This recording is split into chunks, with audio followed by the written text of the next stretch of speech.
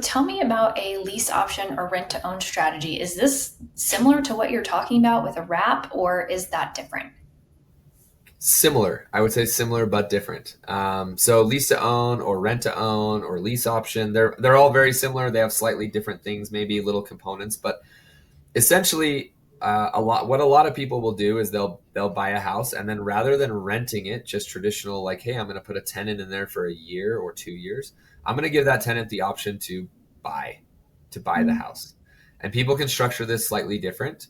But when I do a lease option, I can what I create an option where I say, hey, I'm going to sell this house to you for a price in 3 years, and you will pay me a small option fee up front for the right to buy it at that price. And then you make monthly payments to me. I'm still paying the mortgage. I still own the home. But with this lease option, you're holding a paper that is also recorded at title that gives you the right to buy my house. At the end of 3 years, if you've followed all the rules that we set up with this lease option, I have to sell you the house.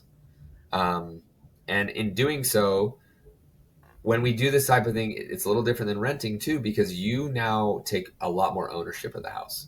So Okay. as a landlord, I don't have to do the maintenance. I don't have to do the day to day. I don't have to go change a light bulb. My partner right before this, he was running over to change a light bulb at one of our rentals. Right? It's like the headache stuff is a little minimized, but when you do a lease option, um, and again, there's some nuances within those lease options, but that's how it's different than a wrap.